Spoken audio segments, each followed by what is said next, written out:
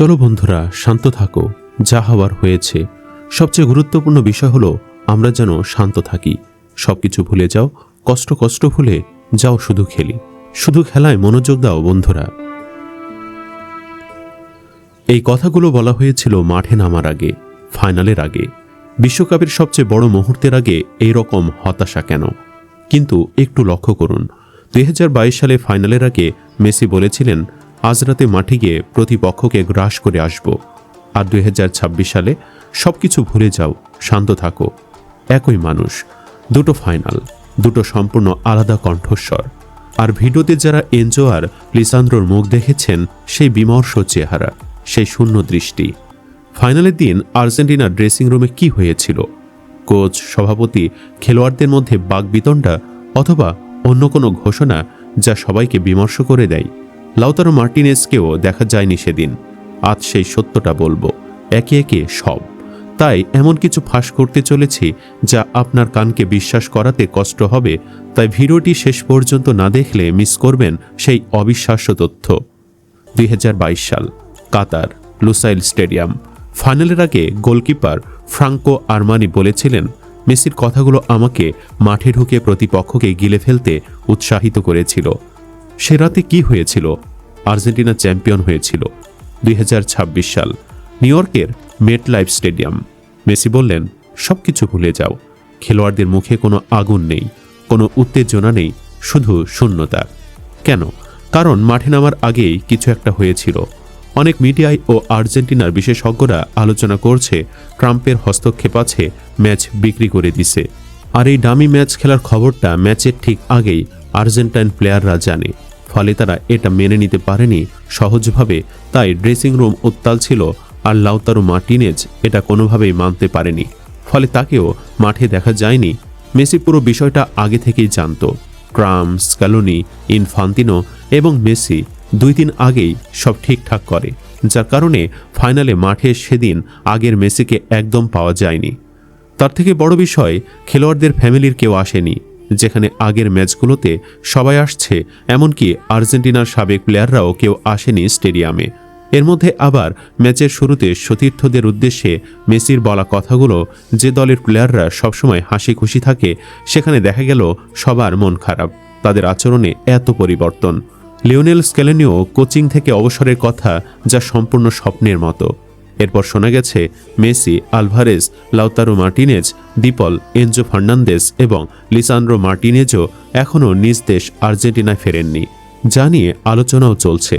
আবার লাউতারো মার্টিনেজকেও দেখা যায়নি খেলার সময়, যেখানে সে একজন বড় ম্যাচের গুরুত্বপূর্ণ প্লেয়ার এবং স্ক্যালোনির ভরসাযোগ্য প্লেয়ার। সবকিছু কেমন জানি রহস্যময়। আশা করছি খুব দ্রুতই এ রহস্য জট খুলবে।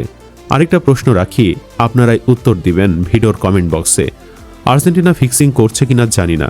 প্রশ্ন এখানে, পুরো দল কোনোদিন 120 মিনিট খেলে একটা শট অন টার্গেট নিতে পারে না? এতটা খারাপ দল আর্জেন্টিনা না। কিছু একটা হয়েছিল, কারণ ম্যাচ শেষে আর্জেন্টিনার রাজধানীতে দর্শকদের সাথে পুলিশের সংঘর্ষ হয়েছিল। অন্যদিকে স্ক্যালোনি বিদায়ের ইঙ্গিত, কিছু একটা তো হয়েছিল। জাভি, পুয়েল, রামোস, স্পেনের সব লিজেন্ডরা মাঠে ছিল। আর্জেন্টিনার কাউরে দেখেছিলেন? উত্তর দিবেন ভিডিওর কমেন্ট বক্সে অবশ্যই। এবার আসি এই সুযোগে স্পেন যেভাবে আর্জেন্টিনাকে ধ্বংস করেছিল। স্পেন এই বিশ্বকাপে পুরো 8টা ম্যাচে মাত্র একটা গোল খেয়েছে। 8টা ম্যাচে একটা গোল। এটা কোনো দল না, এটা একটা দেওয়াল। আর তাদের কৌশল ছিল সহজ, মেসিকে বল ছুঁতে দেবে না। 90 মিনিটের ফাইনালে মেসি বল পেয়েছেন গোনা কয়েকবার। প্রতিবারই স্পেনের 2-3জন ঘিরে ধরেছে। স্পেনের গোলকিপার উনাই সিমন মাত্র 6 মিনিটেই মেসির একটা দৌড় থামিয়ে দেন। পুরো ম্যাচ স্পেন বল ধরে রেখেছে।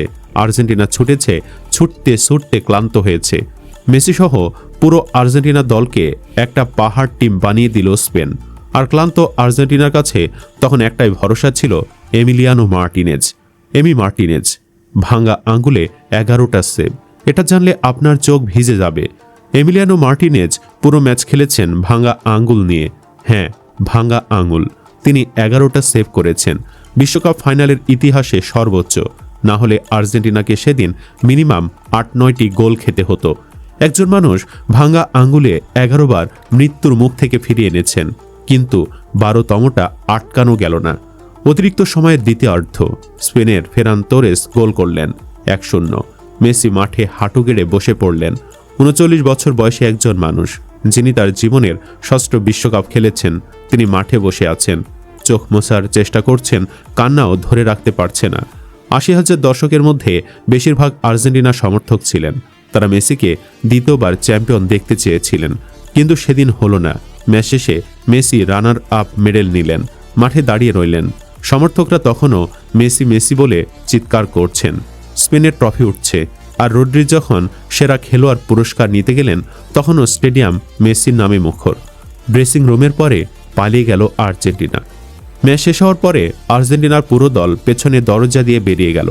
সাংবাদিকরা অপেক্ষা করছিলেন, কেউ কোনো কথা বললেন না, একটা প্রশ্নের উত্তর দিলেন না।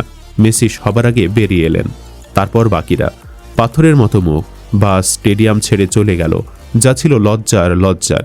এমন লজ্জার রেকর্ড ইতিহাসে কমই হয়েছিল। এটা কেন? হারের কষ্ট? হ্যাঁ, কিন্তু শুধু কি সেটাই?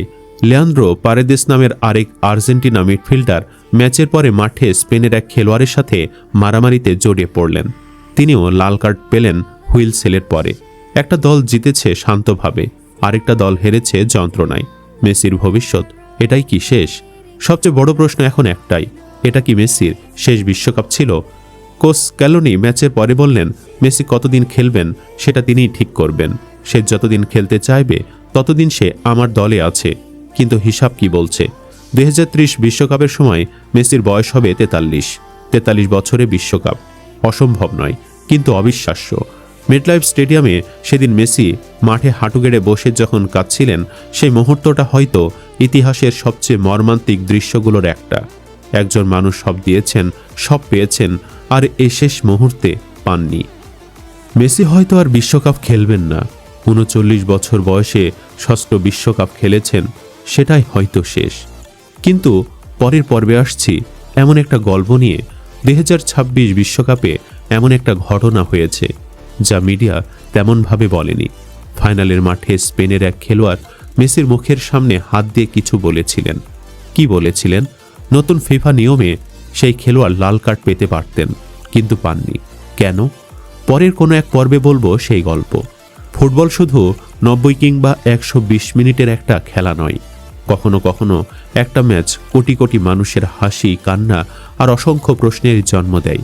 আজ আমরা যেসব বিষয় তুলে ধরলাম, তার কিছু মাঠের দৃশ্য, কিছু বিভিন্ন মহলে আলোচিত দাবি ও বিশ্লেষণ। কোনটা সত্য, কোনটা ভুল, সেটা চূড়ান্ত উত্তর সময়ই দেবে। এখন আমি প্রশ্নটা আপনাদের কাছেই রেখে যাচ্ছি। আপনার কি মনে হয়, এটা শুধু স্পেনের দুর্দান্ত ফুটবলের ফল ছিল, নাকি এমন কোনো ঘটনা ঘটেছিল যার প্রভাব আমরা মাঠে দেখেছি? আপনার যুক্তি লিখুন কমেন্টে। আমি প্রতিটি গুরুত্বপূর্ণ মন্তব্য পড়ব আর সেরা মতামত পরের ভিডিওতে তুলে ধরব। ভিডিওটি ভালো লাগলে একটি লাইক দিয়ে আমাদের পরিশ্রমকে অনুপ্রাণিত করুন।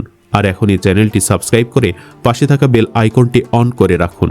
ভিডিওটি আপনার সেই বন্ধুদের কাছেও শেয়ার করুন যারা মেসি, আর্জেন্টিনা কিংবা বিশ্ব ফুটবল নিয়ে আলোচনা করতে ভালোবাসে। আজকের মতো এখানেই বিদায়। সবাই ভালো থাকুন, সুস্থ থাকুন। আল্লাহ হাফেজ।